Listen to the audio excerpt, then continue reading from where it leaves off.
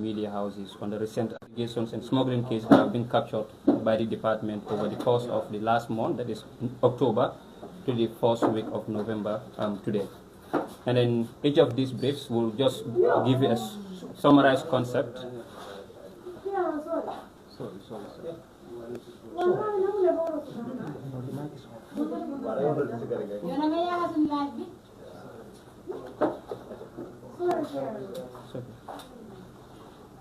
I have to start again, Fraser. Yeah. Have we said? Yeah. Good afternoon, and then welcome to the Tangi Migration Management Center of the Gambia Immigration Department here in Tangi. We're here to engage media houses on the recent activities of the department when it comes to migration interceptions from the month of October to November 3rd. This briefing, it's a consolidation of the operations that we have had over the past month, which also includes the investigations, smuggling cases, and also few engagements where we had to repatriate some migrants to various countries. Now, the operations were conducted by the GID's Migration Management Unit through its efforts with the Border Patrol Unit, and then partners that we've also been working with over the course of this year. Operations come in different forms, in different locations, and also with different varieties. In this briefing, I will briefly give you an insight of each of these particular cases and then give you an overall number of how much we were able to intercept from the course of January down to November. Our first migration case that we had intercepted occurred in Bara on the 2nd of October 2025.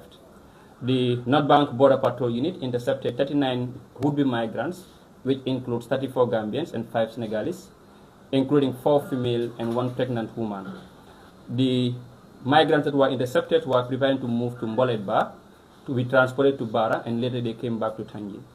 This migration route was disrupted by the Border Patrol Unit of North Bank Region, and then the migrants were transported back to Tangi here at the base. We had, in our findings, we've also been able to find out that the witnesses were not opportune to be seen by most of these migrants because payments were mostly sent by their family members abroad. And this also includes a woman who was 8 months pregnant with 2 weeks pregnancy. So we also had a similar case in Bara, which occurred on the 6th of October 2025 at the Bara Ferry Terminal. In this case, we had 6 migrants that were intercepted, and this included 5 Senegalese and 1 Gambian. They've been moving to the Gambia in an effort to also join a migration group that was being organized. The migrants had confessed that they were instructed to meet a contact in the Gambia, where they will be given their boarding to a particular boat for movements. The GID had also had a vehicle interception done by the Tangi, Gunjur, and Katong immigration stations, their border patrol units, and this vehicle was engaged in smuggling fuel that is to be used for migration routes. Now, in a vehicle number plate BJL 8045X with fuel, we had items of 52 gallons of 30 liters fuel that was captured there.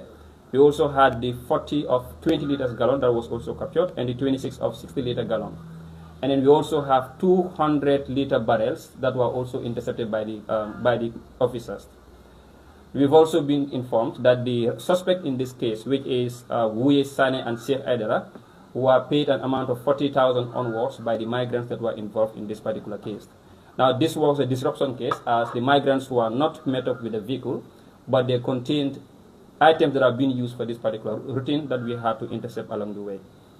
We also had in our findings on the 7th of October 2025 that 34 migrants were also intercepted by the PIU and the police general duty officers. And these migrants were later handed over to the GID for necessary investigation and processing. Now, these migrants were recruited by a man called Paul, Musa, and also Boubacar, suspected organizers. And the boat departed from Chare in Senegal and then came into the Gambia for a transit purpose. The Navy had also intervened, and then after this we realized that 300 migrants were supposed to be in this particular boat to move into the Gambia and then transit to the Canary Islands. Further interceptions also occurred on the 10th of October 2025 in Joswan, where we had 5 migrants. You might be seeing the numbers in bits and pieces because we are now more focused on prevention than stopping them at the latter part. So our engagement focus is more on trying to disrupt their activities as they're trying to gather into one place. And that is why the numbers will come in bits and pieces. Unlike before, where we would have them all at a particular place and we have to intercept them. So now we want to focus more on preventive mechanisms to avoid them being together and expose us to other activities within the Gambia. So on October 10th, migrants were returning home after a failed attempt, but then no payments were made, and then they were intercepted by the immigration officers in Joswang as well. We had another case on the 13th of October 2025 in Mahmuda, where 7 migrants plus 1 Pakistani national were also intercepted. These migrants were recruited by a man called Matar, and each of them paid about 55,000 CFA. The Pakistani national was also confirmed to be a legitimate businessman in the Gambia, but then also wanted to use the irregular migration route as a mechanism to travel out of the country. In similar cases, we had an interception in Tanje on the 19th of October 2025. In this case, migrants were recruited in Senegal and payments were made via Wave to a man called Bamba, who is an agent currently staying in Spain, not in the Gambia here. Now, the organizers Bamba and Baifal were revealed by the migrants during our investigations, and then they were all at large as we speak, as Bamba currently stays in Spain, not within the Gambia. Following that case, we also had a different case that took place in Batokunku, where we had 25 migrants that were intercepted. Now, this occurred on the 20th of October 2025. The suspects in this case included Wuye Sane, who was involved, and then engines of 60 horsepower and 40 horsepower were also intercepted in this particular case, and the fuels were seized, currently with us at the center here in Tanje. And in a similar case, the same Batokunku, we had a different case on the same very day, 20th of October 2025. And in this case, Wuye was arrested, items were seized, including the engine, the pumping machine, the fuel, the motorbikes were all intercepted during the course of this particular engagement. And after the investigation, they've been recommended for prosecution efforts to be able to deter such practices within the Gambia. Now, on the 22nd of October 2025, we have a case that was a bit different. These are not migrants that were intercepted, but then they are returnees from Nigeria.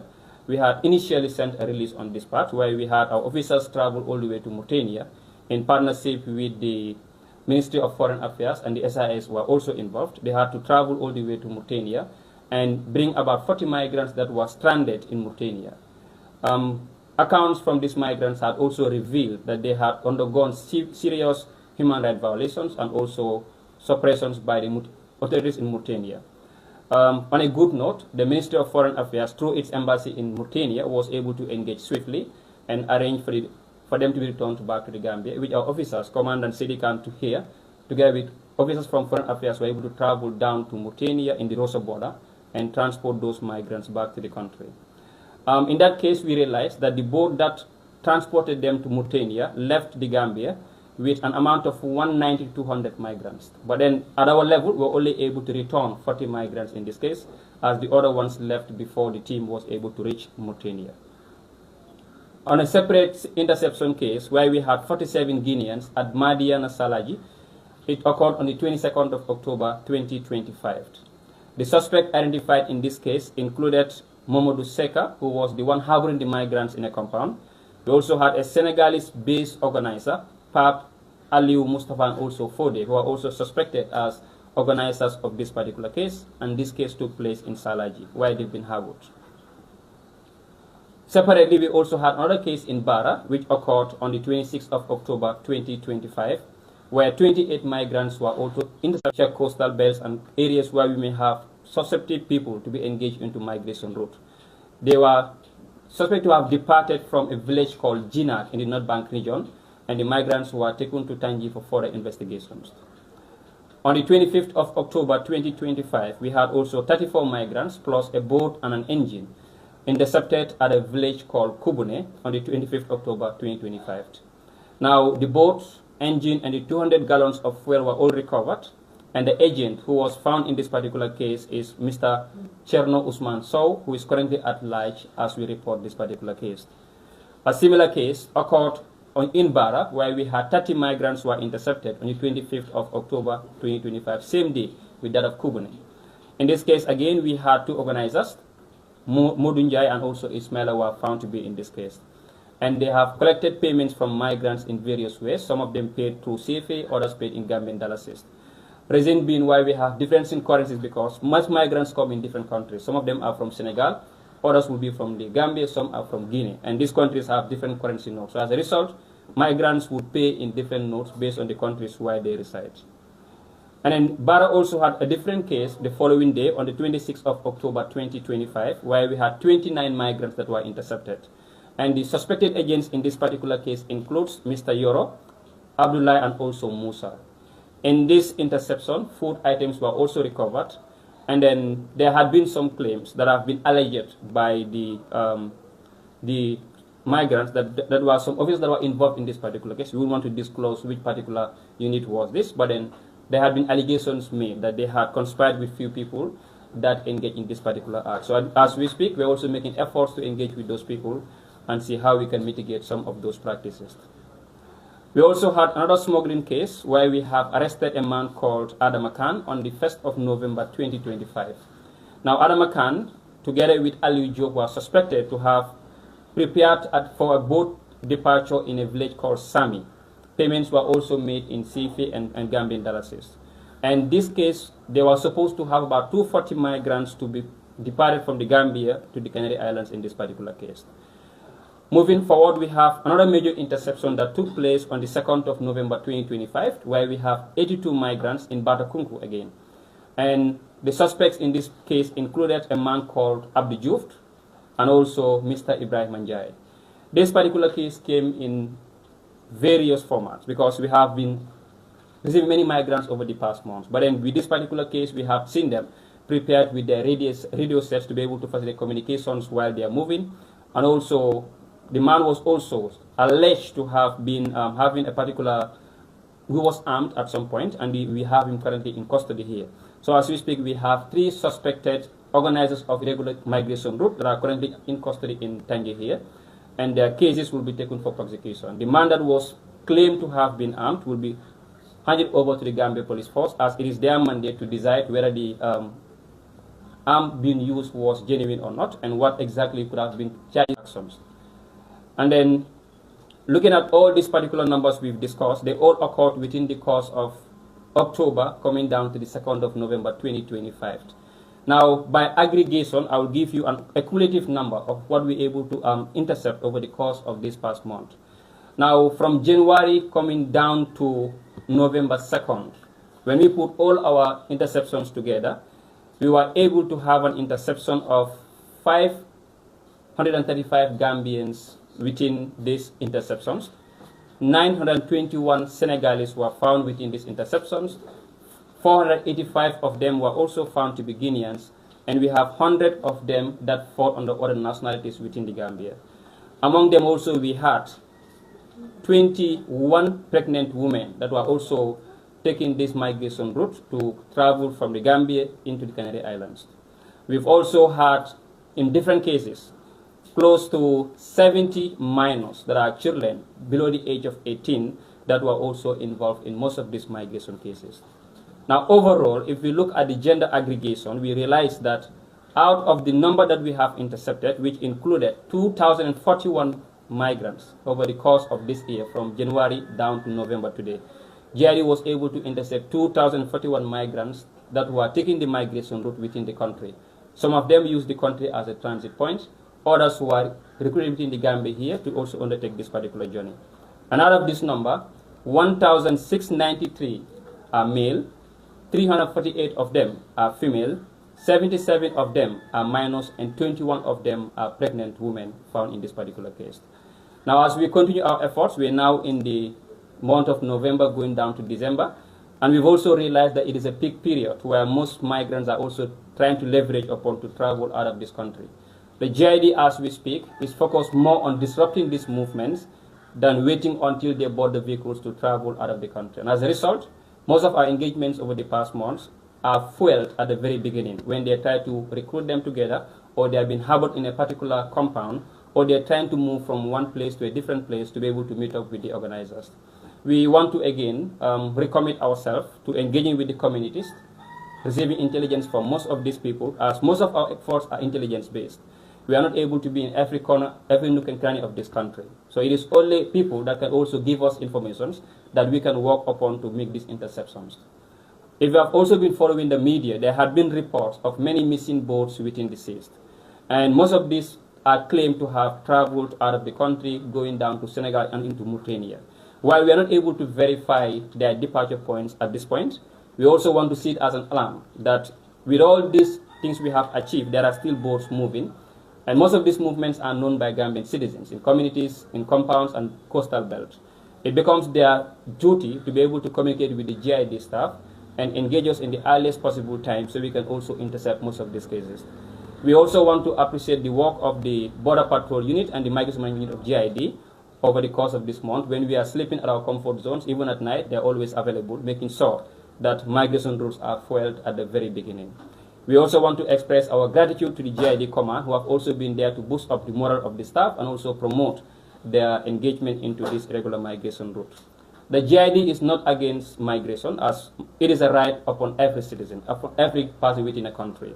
But we stand firm, sternly, to fight against irregular migration route because it compromises our border engagement efforts. It is against our Immigration Act for you to travel without regularized entry points of this particular country. And as a result, we want to advocate for safe, orderly, and regular migration route. So if there are claims that we are more focused on intercepting them, we want to save lives and also protect the Gambia's integrity and border management efforts. Thus, we call upon everybody to support the GID in its effort towards this particular activity. We would allow the Commissioner of the Migration Management to also say a few highlights before we will take questions and answers from the media personnel as well. Ma, please go.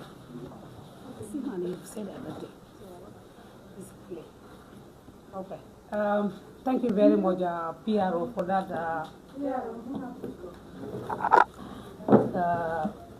taking us through the statistic from the beginning of the year up to today's very date. As he rightly said, we seek the cooperation of the communities, all the relevant stakeholders, and other security agencies that we work with in terms of migration management and border governance. And then I wouldn't have much to say. Already Seaman have exhausted everything, but I will also want to throw a bit on the area of gender in migration. We have seen that the number of women that are taking this route, dangerous route, is in increase. And then looking at the vulnerability of women and children, we seek the support of the community in managing migration and border governance in the Gambia. On that note, I wouldn't have much to say, but I will thank the media here that are with us, that help us to spread this message across, which is also very important because for you to be able to protect or prevent a particular crime, you must be aware of maybe the risks and the impact that is attached to it. And we have seen the havoc, the disaster, the danger that irregular migration have posed to the socio-economic development of this country, and taking the cream of our society, which are the youths. Then it used to be youths of male category, but now we have seen our female colleagues that are into this, and even pregnant women that are more vulnerable even at home, talk less of at the sea. So on that note, we call on all the stakeholders, and then we want to also reaffirm the general public and then the public that GID reaffirms its commitment to interagency cooperation, coordination, and collaboration for effective and efficient border governance and migration management in the Gambia. On that note, I thank you all very much. Ma, thank you so much. So before we will open up the platform for questions and answers, today we will also open the avenue for you to engage with other relevant immigration matters you want us to also clarify in this particular case. I just wanted to also emphasize that we work together with partners, and then we have to acknowledge the efforts of the Gambia Red Cross Society, who are always on the ground when we have interceptions to also support the migrants with psychological support and then other related matters. We would also want to acknowledge the efforts of other sister services that have also been very much supportive. Despite few red tapes we sometimes face in our engagements, they have always been there to support. And we would also want to call them to realize that border management has to be an integrated mechanism where the GID would have to work with all other sectors to be able to fully implement this mandate. While migration becomes our mandate at the Immigration Department, we also have to work in tandem with most of them to engage in most practices. Thus, we call them to continue their engagements with the GID and supporting this particular strive to maintain national security and safeguard lives and properties.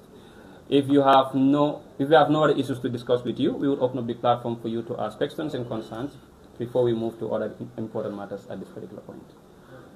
Okay, thank you so much. I want to, I have two questions, but the other one, I don't know whether you are reading my mind regarding the collaboration with other sister security agencies to cover. So this is quite a staggering number that you mentioned here regarding the migration journey by our fellow youths. Sure. From January to now, and from January to January 2024 to December 2025. Yes. If you are to do an analysis on this, do you think this is on the rise or it is on the decrease? And also, the other question that I have is, recently we have departures from various points. Sure. Do you people have officers or members around that end that are monitoring these departure points to actually, inform you people? Because the departure recently is quite, staggering compared to the previous. Because right now, many migrants are saying that now is the time to move on because we are heading to the cold season around that end. So do you people have officers there? If no, what plans are you having to ensure that you cope with the situation there? Thank you very much. I think I would first attempt your question before we take a second question. Now I will start with your question as to the comparative analysis between last year and this year. Now last year in our annual report, we've intercepted about 1,646 migrants throughout the course of the year. And right now, this year, we are just in November, and we've intercepted about 2,041 migrants. That alone indicates to you that the numbers this year that we have intercepted is staggering compared to that of last year. But I also want to specify that these are the ones we have intercepted, not those who have been able to also leave the borders of this particular country. So we cannot quantify how many people have left the country, but we can tell you the number of people we have intercepted during the course of this year. We have been seeing reports as to most boats also reaching the Canary Islands, and then some will claim that they left the Gambia here. So at our level, we cannot tell you how many have left, but we can tell you how many we have intercepted. On a different part, you're asking, we've seen them coming from different areas, from the North Bank region, West Coast, KM, all other areas. What are we doing to also manage these areas? I will first start by saying that the GID has done what we call as coastal belt mapping, where we look at most potential hotspots for irregular migration route, and then that is why we're able to always have these interceptions. However, there had been increase in trends. As you can see, before we hardly see people from Kubone coming out. But Kubone now becomes a new trend. What they are doing now is, instead of using the main coastal belt to travel, they would use bolongs that are in the interior of this particular country to harbor migrants, like we see in the case of Kubone. Now, the main boat will not anchor in that bolong. The main boat anchors somewhere within the sea, and they will use taxi boats to transport the migrants in bits and pieces to the main boat at the river. So this becomes a new trend, and that is why you can see cases like Gina coming in. You can see the case of Kubone also coming. These are not right at the coastal belt. They are belongs within the country. And the case that we have, it usually falls within North Bank and also sometime within West Coast region. And we also want to call the people of North Bank, because most boats living are within those areas as well. And their support also is crucial for us to be able to safeguard these activities. Whether we have officers there or not, I would say, we have a very effective border patrol unit in North Bank region. Most of our cases captured here came through North Bank. We also have a very strong one here in Tangi, Gunjur, and also Katong, together with the ones we have in Banjul. So officers are doing their utmost best to at least mitigate this practice. However, there are persisting challenges that also affect these activities. One of them includes the case of mobility. That sometimes, if you have operations at night in two different places, we have only a few vehicles to be able to fly the officers. So this will be a constraint on how can they reach all these different areas. We also have sometimes challenges when it comes to legalities that can also safeguard the interests of these particular officers in most cases. For instance, if you are to operate at night, let's say 2 a.m. at night, GID staffs are not armed, and then we are going to intercept about 200 migrants in those areas, with those who might be there potentially armed. So it becomes a risk for most of this stuff. So as a result, we also have to look at other mechanisms to also be able to safeguard it. As we speak, we have about 100 GID staff that have already been selected to go through what we call border patrol unit trainings at the Gambia Armed Forces. Now the purpose of this is to streamline our development at the GIDs when it comes to defense and other mechanisms. And then when this is deployed, it's going to effectively affect also how we operate. However, their deployment can only be done if the GID bill is also implemented, because it is the border patrol unit that we have in that bill. And it provides for them to be able to have at least sidearms where they can safeguard their safety during the course of their operations. So as we wait for the bill to be enacted, we also have our people currently going through certain engagement to be trained by the Gambia Armed Forces to be able to streamline our efforts to cope irregular migration activities. Okay, just a follow-up. Sorry, just a follow-up to that. Yes. We've all seen a gun here, and then you've talked about the GID officers that they are not armed. You don't say anything about the gun, so we want you to explain to us the gun, and also regarding the issue of GID officers being not armed. Currently, are you working with the other security agencies that are armed when your patrol team is going to check the border sites and to intercept these migrants? Yes, thank you very much. So I do not want to talk about the gun specification or the suspected gun specification, because it is not our mandate to determine what sort of gun it is, whether it's genuine or ingenuine.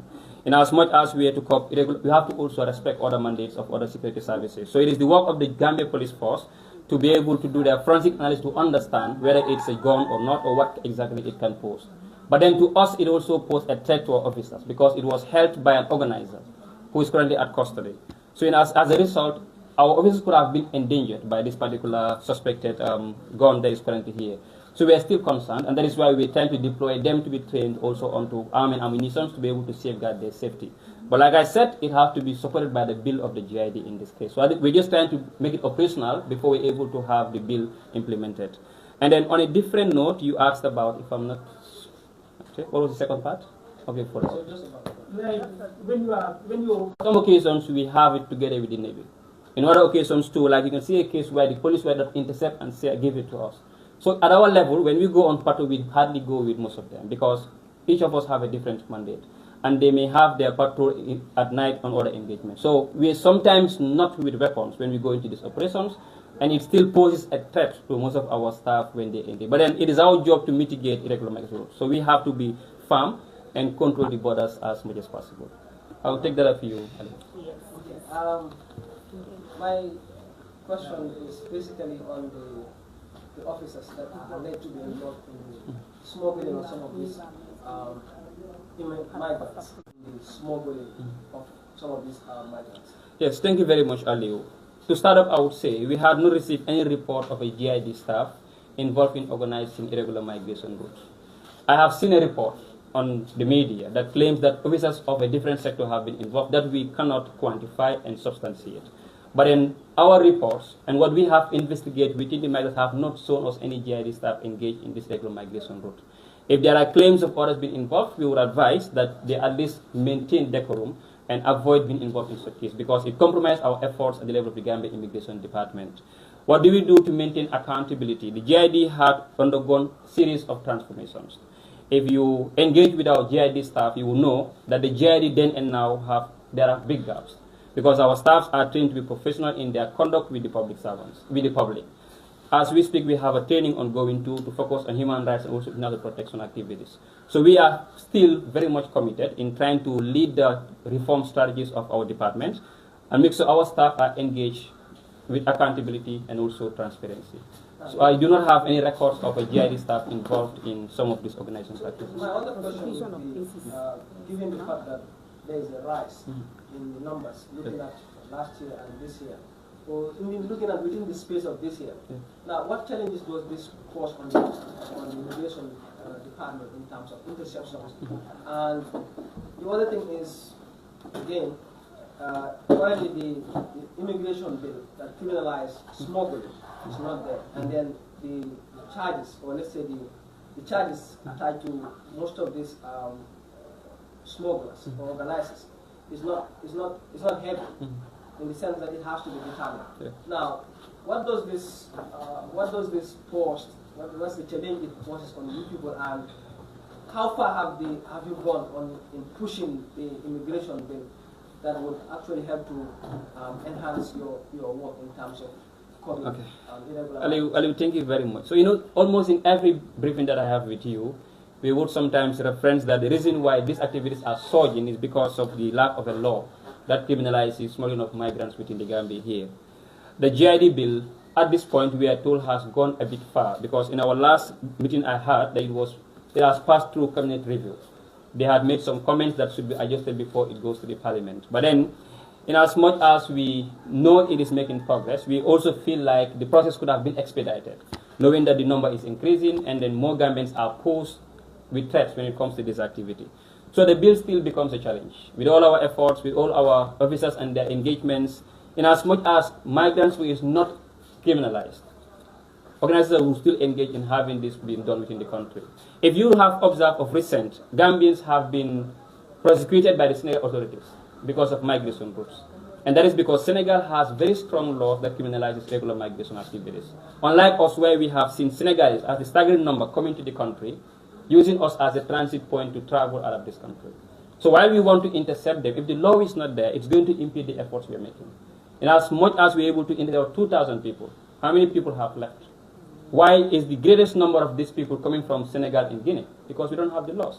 So it is now the interest of the country for them to also realize that if these laws are not in place, the GID's activities will all go in futility, because it is not going to support or mitigate these particular practices.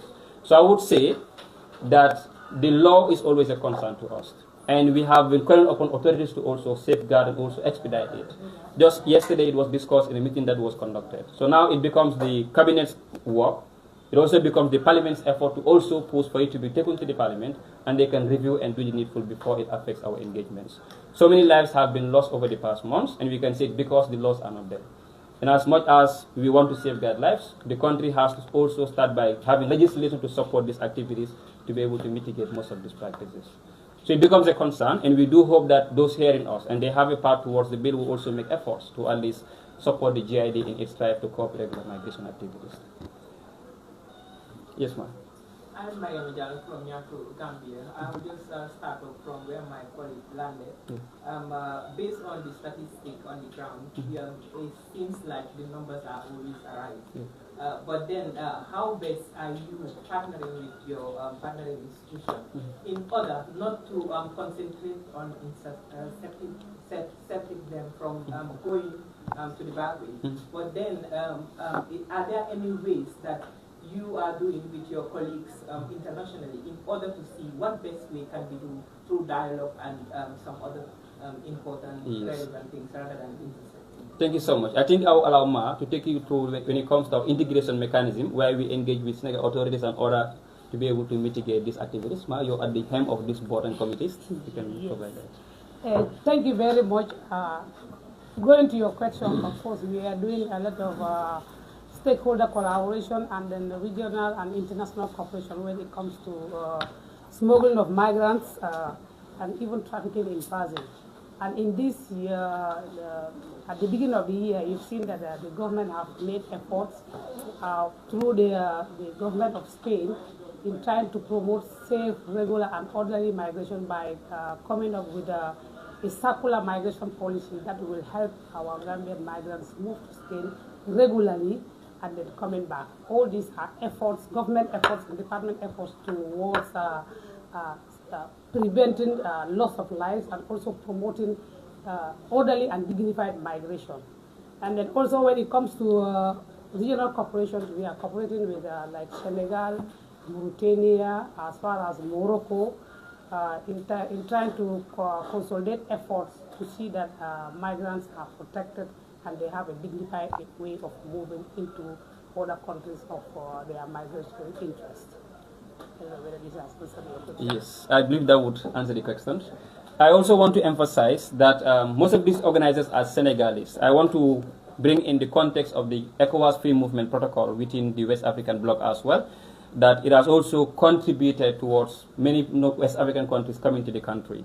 Now, if you may not be aware that there is what we call as the NBIC, the ECOWAS Biometric Identity Card, which is being implemented by most ECOWAS member states. The Gambia, as we speak, is among the leading countries that leads this biometric identification system. And recently, in fact, our director had traveled to Cotonou at the head of immigration forum where they discussed some of these issues. Now, I also want to emphasize that the GID is also at the apex of revenue collection. As I speak right now, just after the third quarter, the GID has stand at a staggering number of more than $500 million have been collected through our operations. So if we are to talk about our people supporting our operation, we also have to indicate that we have also been at the forefront of revenue collection. Last year, at the end of the year, we had about $420 million were collected. This year, just after the third quarter, we have about $520 million collected. And we have 2 more months to go. That means we'll at least be going close towards $600 million. So I think it's good for our people to also know that we are not just controlling borders, but also trying to create revenue where for the country can also thrive on. And this could be a factor that authorities have to also look upon. If I'm able to bring in money for you, safeguard the border for you, provide ID cards for you, as you have seen our staff going all the way to Guinea-Bissau, going towards Mauritania, going towards Togo and Gabon to also issue identity cards. This is all done in a spirit to safeguard the rights of Gambian citizens, in as much as they stay outside this country. So these efforts are being made to support Gambians and also protect them. So it is also key for government to also look back and say, well, you have been doing a lot, let's give you a tap on your back, try to expedite your bill, and then, of course, you'll be able to do your work more effectively and efficiently as well. So if you have any other concerns we would want to clarify, if not, we will have to take it up from here. Another question? All right, in the absence of any, I want to say thank you all for coming. We have some materials out you can also cover to be able to engage in most of these activities.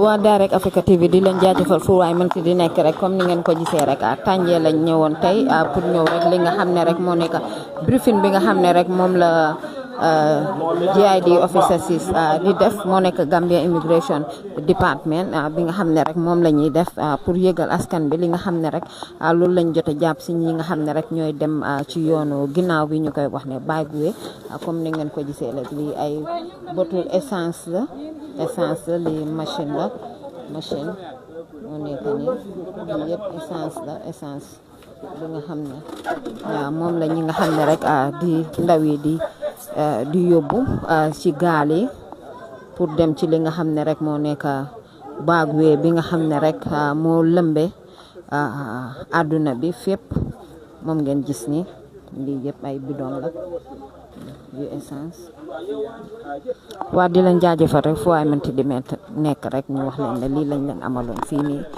ci si training school bi immigration training school di leen jaajëfal man la seen xarit seen doomu day Xadi Jaata reporting from Direct Africa TV